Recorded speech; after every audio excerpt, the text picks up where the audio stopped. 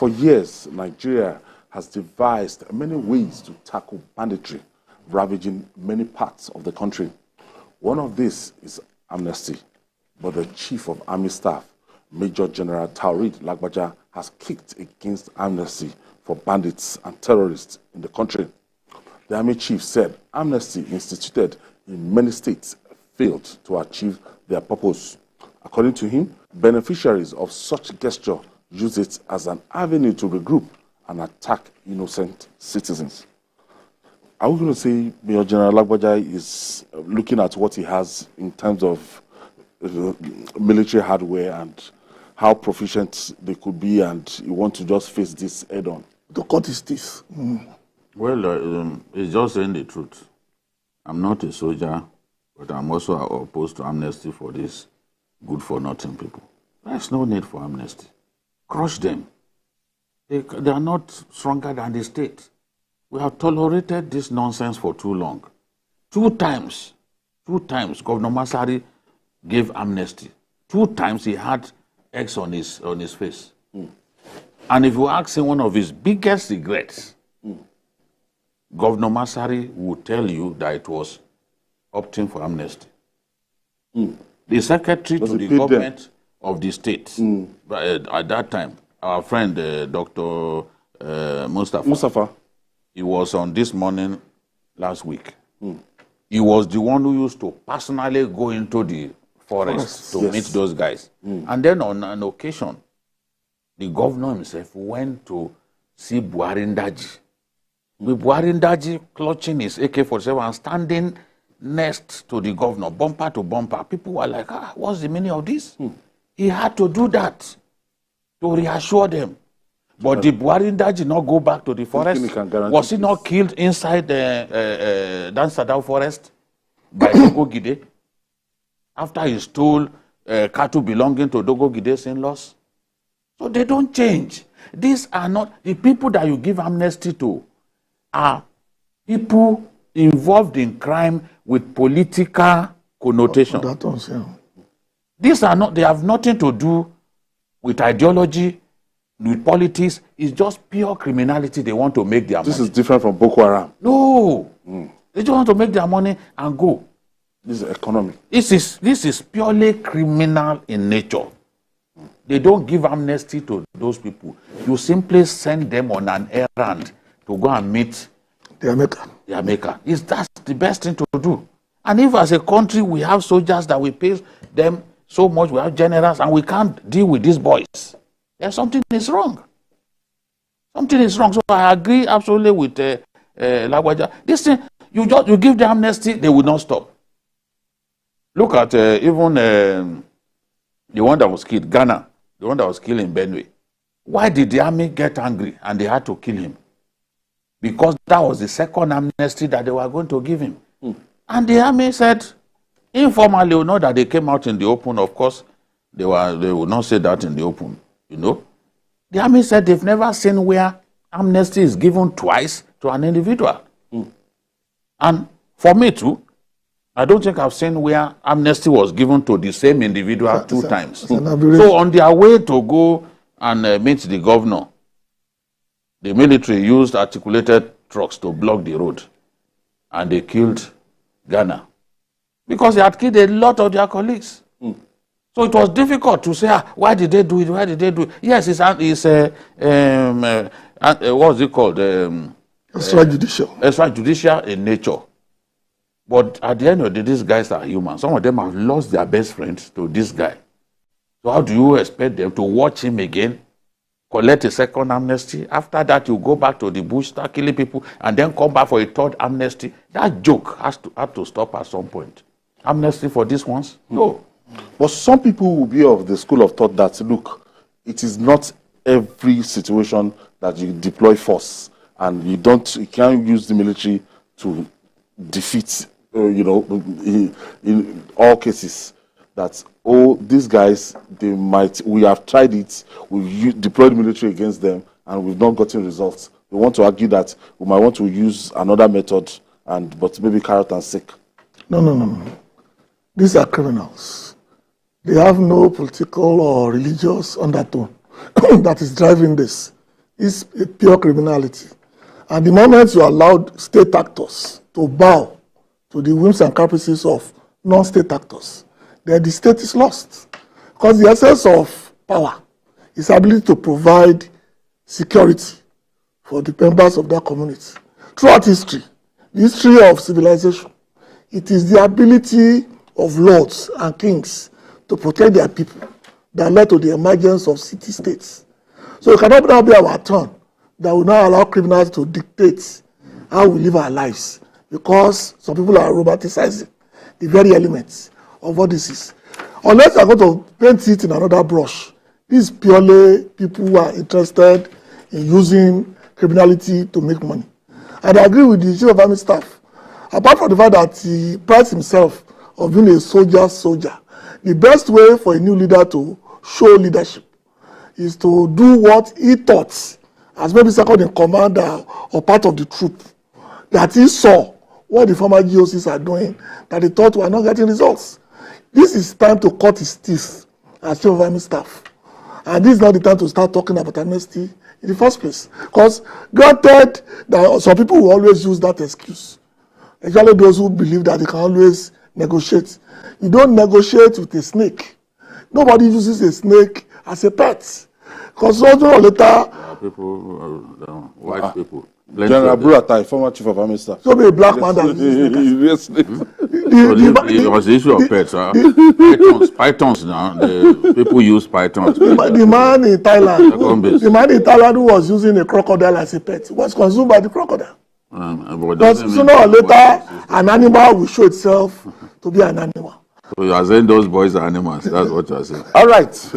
Joining us from Zuru in Kebbi State for more discussion on this issue is the former Chief of Army Staff, retired Lieutenant General Ishaya Rizi Bamayi, who is the Uban Yaki of Zuru.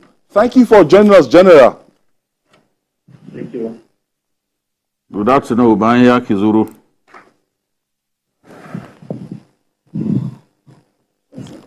I think we're still trying to establish a contact. All right. General, how will you describe life after retiring from active military service 24 years ago? Well, so you know, life is how you manage it. When things happen, you adjust and try to keep yourself online. So I think generally life is acceptable, except for the unfortunate security situations we found ourselves, which we are still facing. As a former army chief, how will you assess the insecurity ravaging the Northwest? I think it's most unfortunate and avoidable. I say avoidable because I believe we have the armed forces that can handle the situations. But I think it is the lack of will from the government. The security forces, I don't believe, have been given the right orders to take the right. That's the situation we have. But if given the right orders, the right logistic support, I believe we have an armed forces that can sort out this problem within 2 months.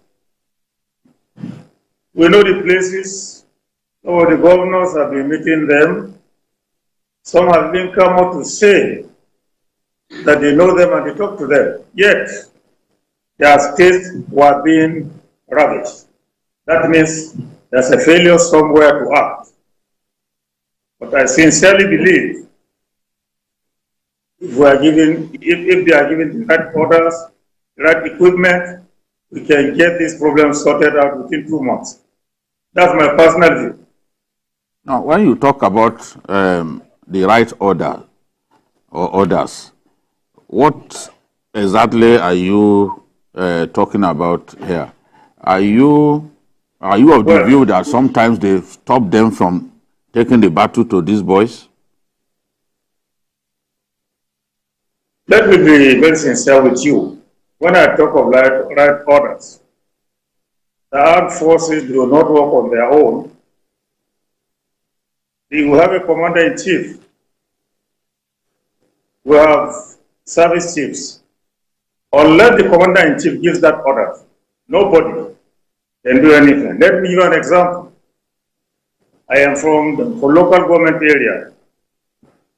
I was in my village house in Machika, and there was something going on around Senoko village. And I decided to go and see for myself. And I drove myself. I got to a place, I met soldiers sitting down, and firing was going on about a kilometer in their front. And I asked the lieutenant in charge, said, look, are you not hearing what is happening? Houses are being burnt and there was seeing smoke. And he told me, sir, we have not been told to act. And no military chap or unit will go and start fighting without receiving the right orders. When I talk the right orders, legitimate orders, because if anything happens, you have to justify your action. But I was a soldier before I became an officer. I started my service on the ranks. I went to the Defense Academy as a corporal. And I know what it is for operations to be successful. So the right orders must come from the highest point, and that is the commander-in-chief. No chief of army staff can deploy troops anywhere without receiving instructions. In most cases, written instructions. And I believe the problem we had was nobody was there, courageous enough to give such orders for reasons known to those who were there before. That's what I mean. Now, there are those who have said that we can only win this battle against this band of criminals using kinetic and non-kinetic approach. As the retired chief of army staff, which approach would you recommend for us as a nation to get us out of this big problem?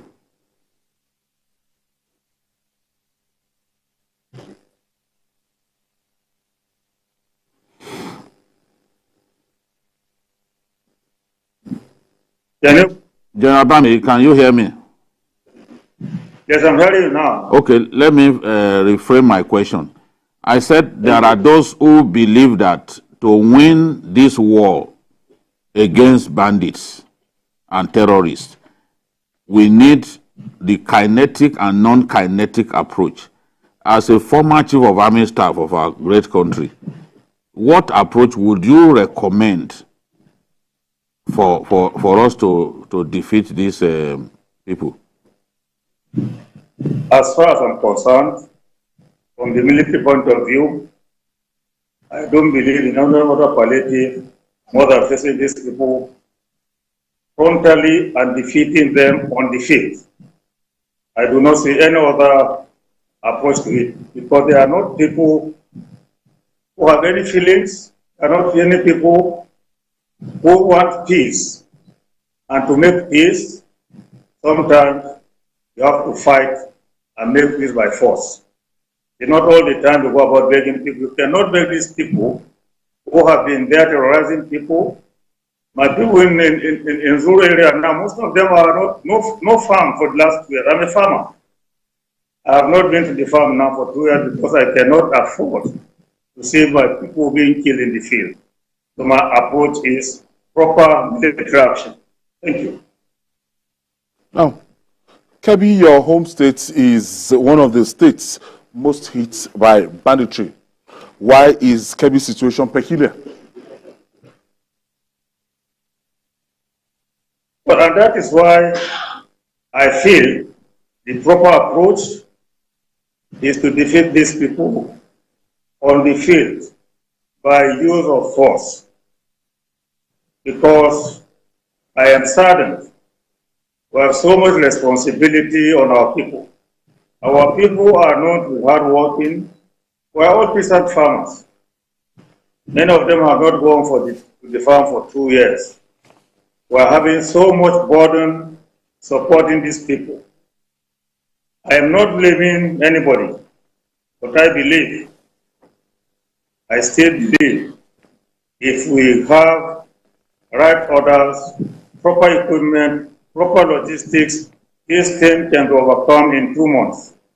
We have men who can do it. Nigerian army that have left so many years ago, I don't think has changed much. If they are given the right order, every officer will want to be a successful officer. I believe we can do it.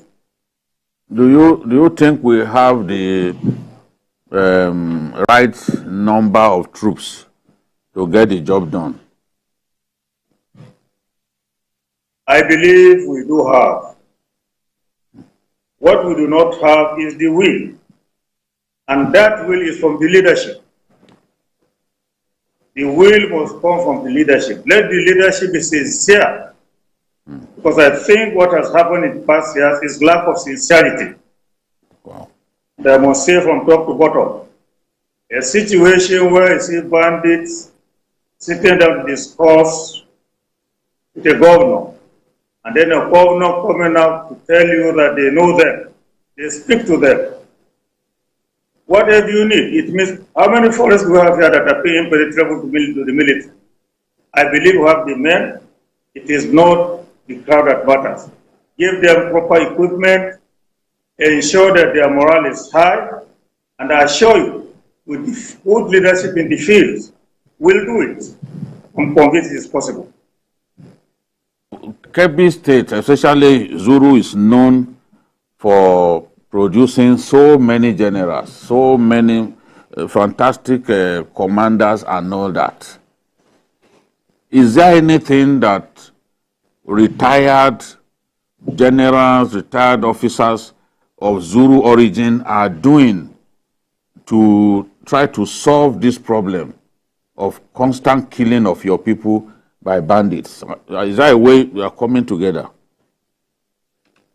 Well, I think we have been doing a lot silently. Don't forget, we are retired, and there's a limit to what you can do. We cannot go and buy arms for people.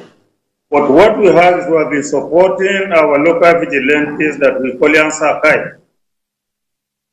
They know us, we know them. We have been giving them as much logistic support as we can. And I assure you, given the opportunity, we can raise 2 brigades in Zuru land. But if you raise brigades, what are they going to fight with? We cannot go and buy arms. But if there's a way that this thing can be organized, and these people get legal issue of arms, I assure you that we'll take care of it. We have been defending our people. Otherwise, this route itself would have gone. Our people have been doing, the generals have been doing very well. At least I know about 2-3 generals that have taken so much pain, taken logistics for distributed their families, widows, and the rest of it. So I think the generals have done well. And the soldiers are ready to act, given the right incentives. Now, still talking about the matter of supporting the vigilance groups. Every time the bandits and the vigilantes clash, it usually results in heavy casualty on the part of the vigilantes because they don't have the kind of weapons, the RPGs, the AK-47, AK-49, and GPMG that these boys have. Don't you think that it amounts to putting young people in harm's way if we encourage them to confront people that they do not have the kind of weapons they have? Well, for those who are not around, the people might think that the casualty rate is higher on vigilante, but that is not true. They have been forced land tactics. And in most cases, what they now use is to ambush these people. In fact, I think they are the ones suffering very high casualties. Unfortunately, even if you have the spoil of war in weapons, you cannot use them. Otherwise, we would have been equipping ourselves with the weapons we recover from them. But anytime these weapons are there, you have to hand them over to the police. Unfortunately, sometimes the army and the police come into it and they have joint operations.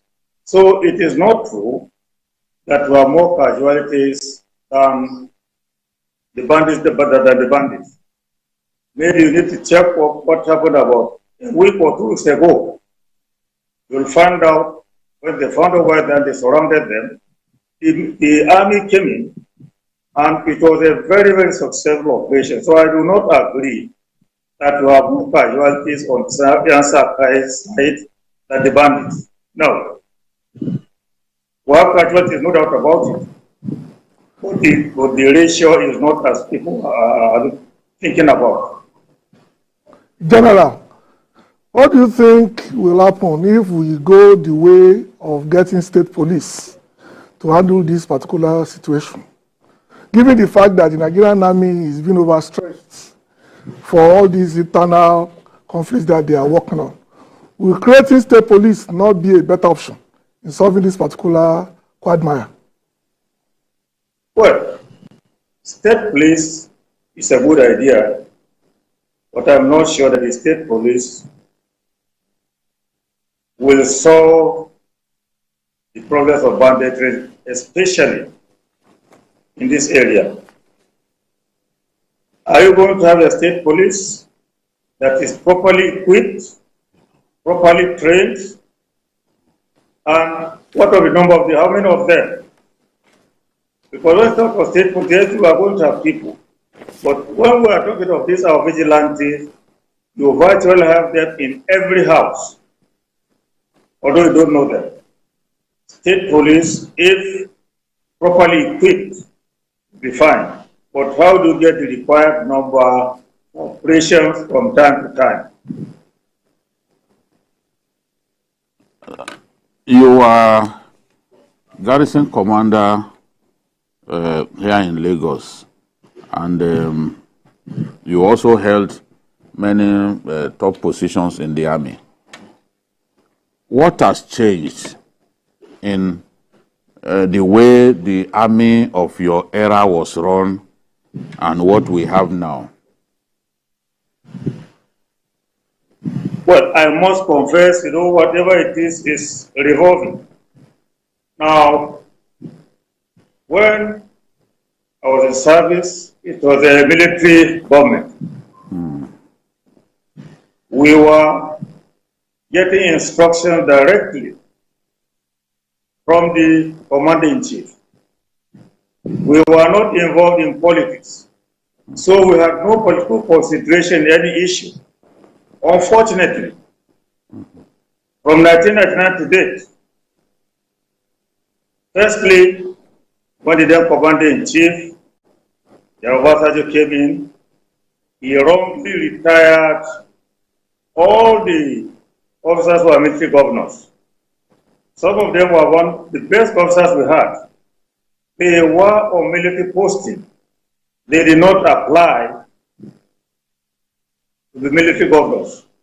We posted them, and we should have allowed them to go back into service.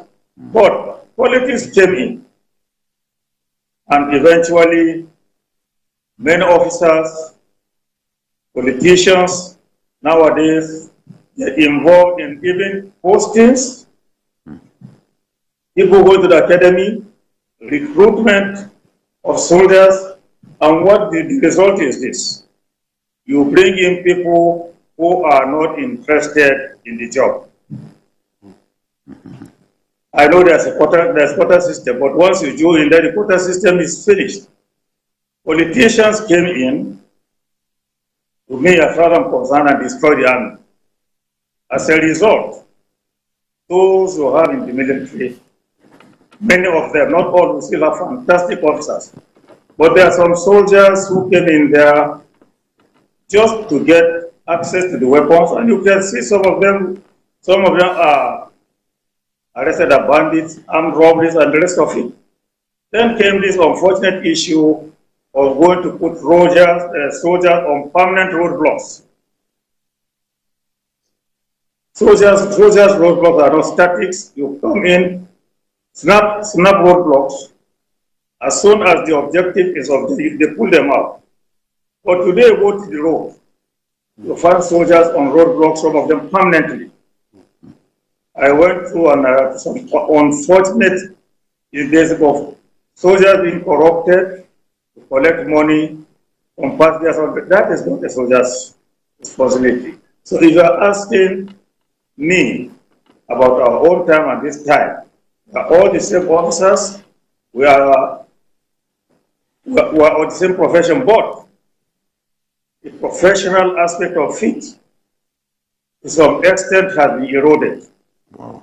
You have officers now being answerable to some politicians. Politicians influencing, posting, recruitment, and the rest of it.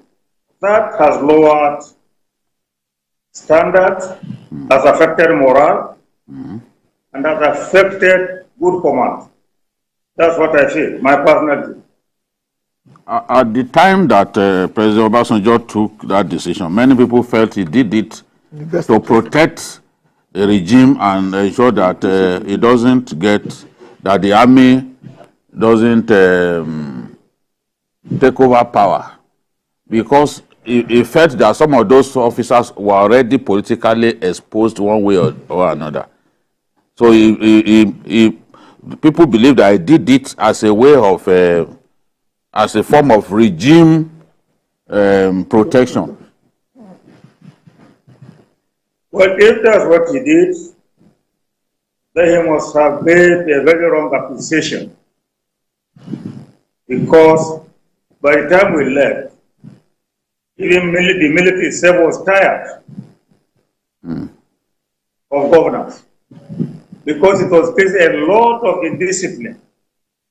And that's why I ran into trouble as a chief of army staff. I had the roughest time as a chief of army staff. Because I decided to descend on those of them who felt they could do anything and get away with it.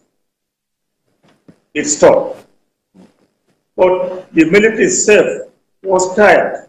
So the question of sending out the best brains, and those of them, most of them rank of colonel, who are at that time, who are at the strip of their profession, I think it was a wrong decision. And having sent them out, you now let people who are not experienced, who already got scared, they will be tired if they don't do anything, and they were no more really interested in taking care of the profession, and therefore not bothering about the welfare of their own soldiers. That's the effect. And that effect is still being felt in the Nigerian army today.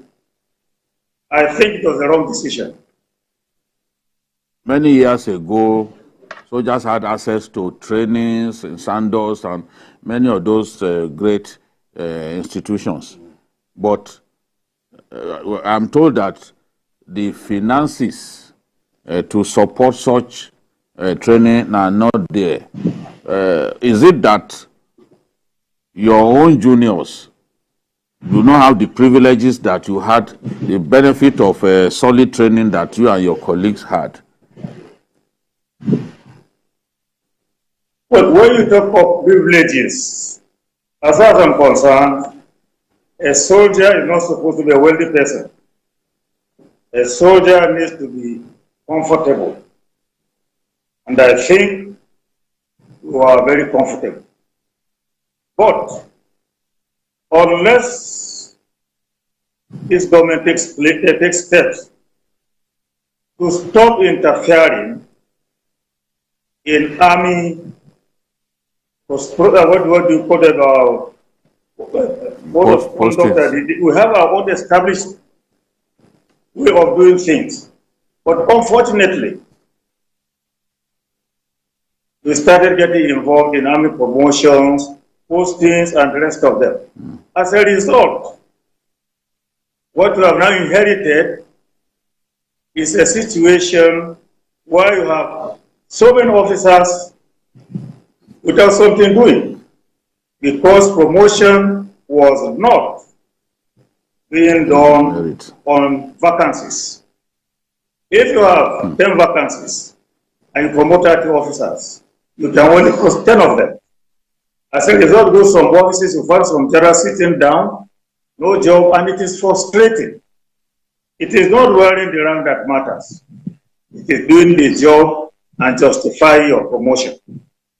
I think there's a lot to do. The review of condition of the army should be allowed to go by the terms and conditions of the service.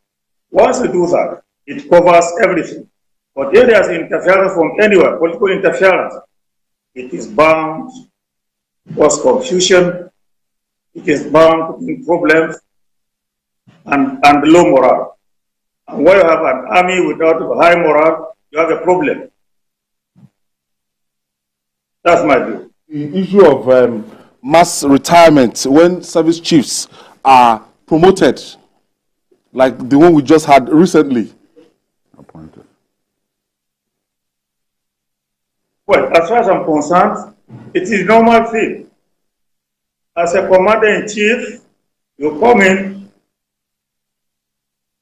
you want your own service chief who will do what you want. I'm not saying that the others were disloyal or whatever it is, but it is normal that when you take over, you reorganize. There is nothing wrong in organizing issues. And when you reorganize, some people are bound to lose their posts. I do not see anything wrong with it, with the commander-in-chief coming in and okay, this is the team I want to work with. After all, if you are fortunate, every officer, competent officer in the army wants to be chief of army staff, but you can't all be. And if you are there, even if it is for 1 month, you have achieved the objective. So as far as I'm concerned, you've achieved whatever you want to achieve. That's the highest level you can get. But I believe as a commander-in-chief, you have right, and it is better for you to choose your own services.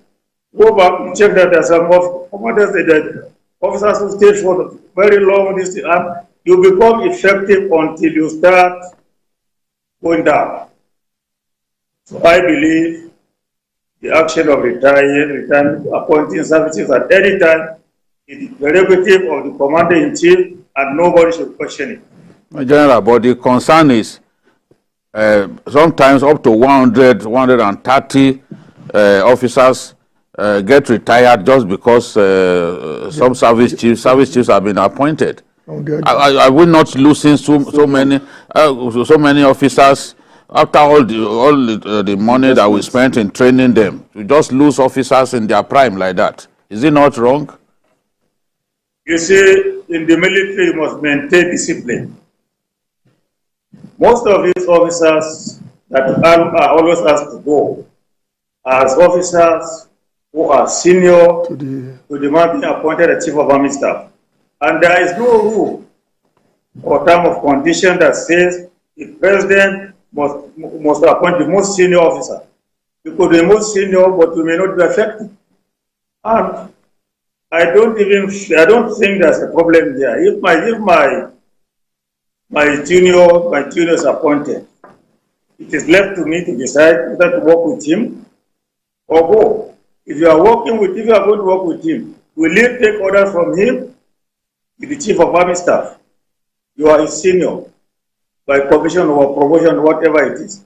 So I believe the army is safe, and that's why I say we should look at the terms and conditions of them. They are suffering their own mistakes by promoting people anyhow. You don't promote without vacancies.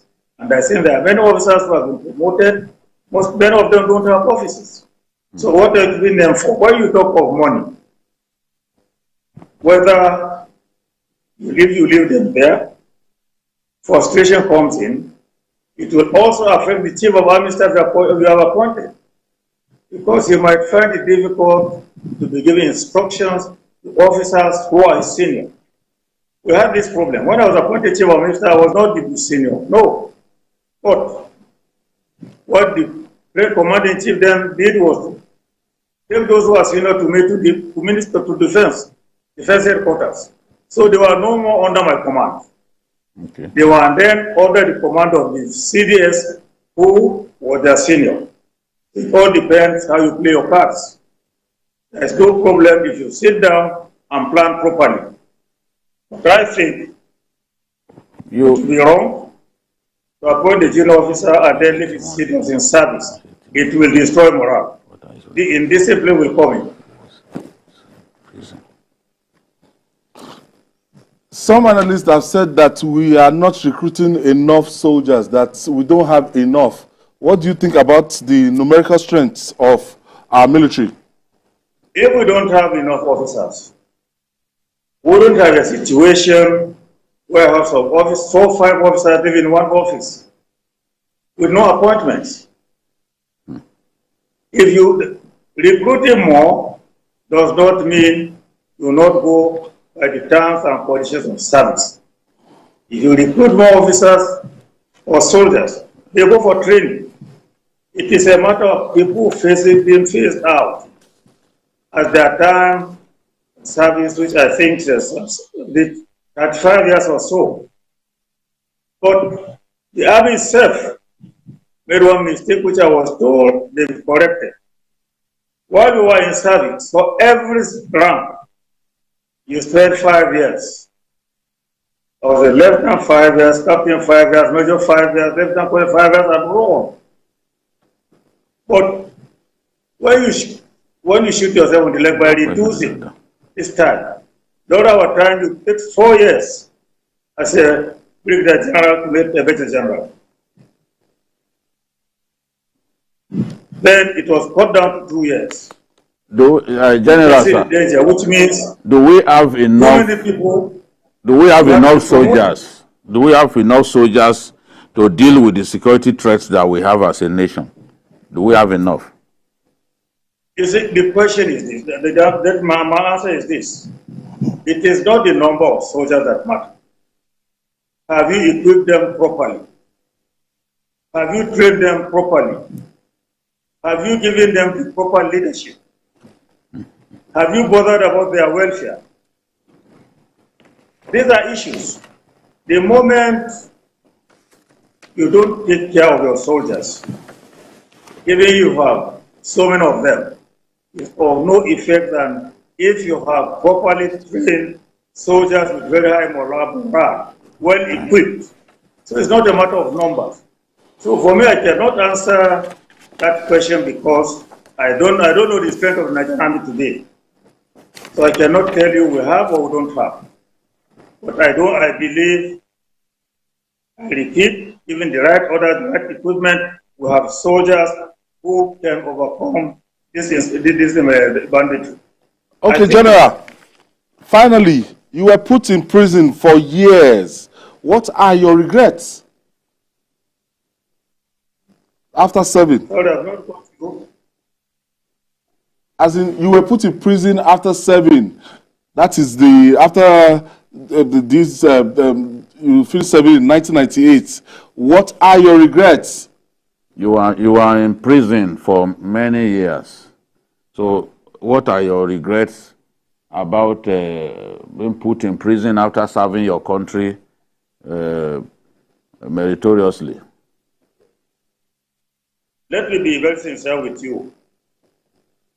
I have no grudge for going to prison. I believe that the way the government was pursuing me there, God took me there to save my life, to protect me. So I have no grudges with anybody. As I said before, all those I felt had a hand in my going to prison, I've met them after imprisonment. What after I left prison? I've met all of them, including the Commander-in-Chief, General Obasanjo there. I do not have any hard feelings for anybody. All I have is glory to God for sparing me. And I'm still healthy, I'm still okay. The army is still taking very good care of me. I'm still alive. And one thing I can assure you, I'm always in support of the government, whatever it is. So I have no grudges whatsoever against anybody. What I have is gratitude to God for sparing my life. All right. I want to thank you, former Chief of Army Staff, Lieutenant General Ishaya Bamayi. I thank you very much for having me. All right. I'm sure. Let me close by saying all I've said are my views, and I strongly believe in whatever I've said. I'm convinced, given the opportunity, that's exactly what I do, that's what I believe. Thank you very much. Thank you, sir. Remember the famous Bamayi brothers? Yes. Under General Shaya Musa. Yes, so one was in NDLA. Yes. And The one with the mustache. Yes. He chased away so many of the wannabe boys. Yes, he chased them, even their musicians. They fled abroad. Yes. You know, that is the elder brother. He's the one who brought the Shire into the army. Oh. You know?